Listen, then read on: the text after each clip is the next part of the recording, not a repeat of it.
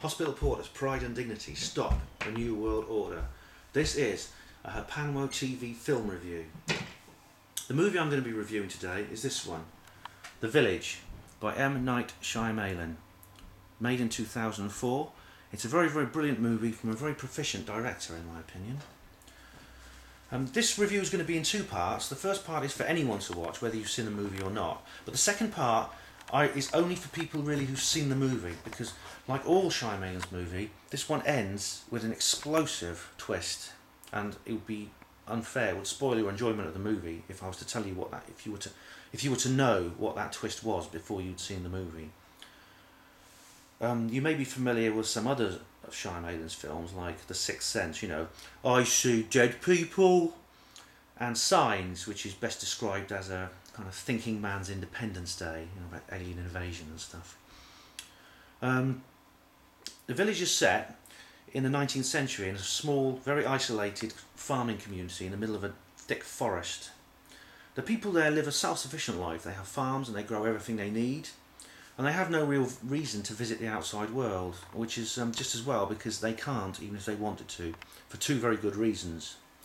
The first reason is that because the elders, a group of people who founded the community about 20 years before the setting, have all lost loved ones to violent crime, and they set up the village as a kind of a refuge so that they could bring up their own children in a world which was free from that kind of thuggery. The village-born youth, revere the elders, and they never ever question them. Everything the elders say is gospel truth, and they always ask the elders' permission to do anything. And their view of the youth's view of the outside world, which they refer to mystically as the towns, is exactly the same with the elders, because the elders always tell the truth.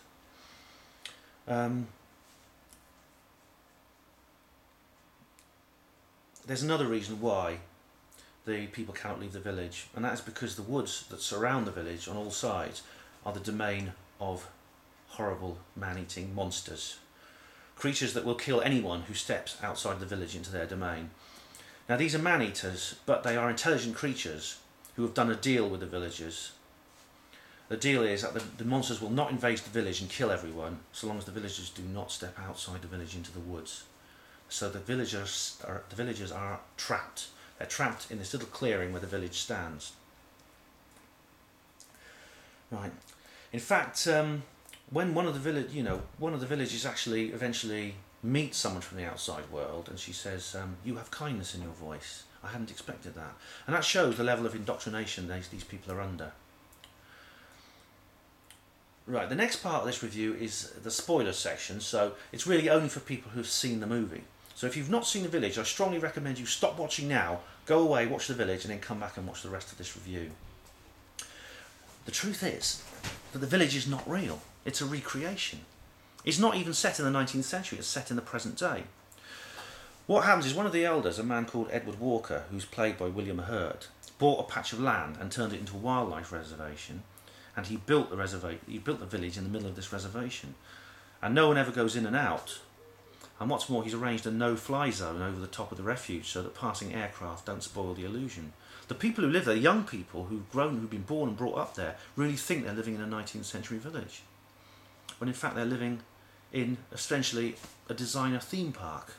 And the elders, which the elders have created, for the reason that they tell them, because the elders really have lost loved ones to violent crime, and they don't want their own youth to suffer that fate.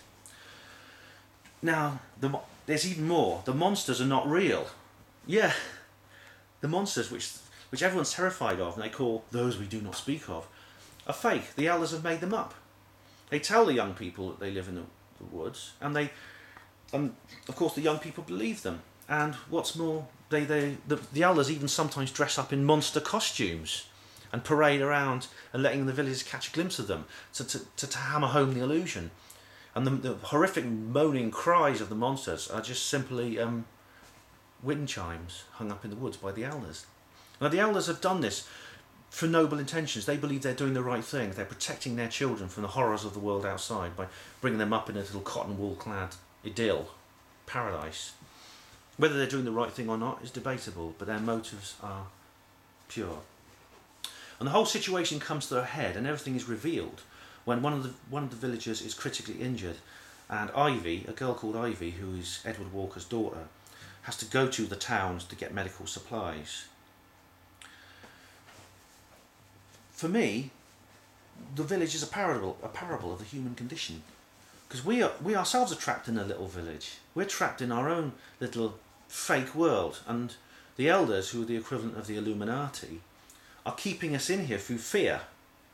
They're saying, don't step outside or you'll be ridiculed, you'll be laughed at, you'll be socially removed, so that we don't dare break out of the conformist regime and be unique and be free.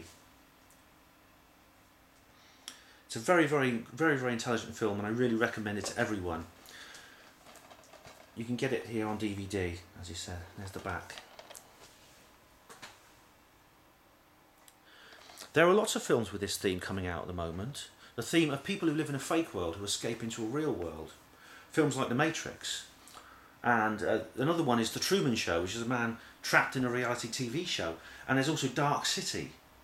You know, it's really encouraging to see these films coming out in the media about people, you know, about someone who lives in a fake world and doesn't know it, but then manages to escape into the real world.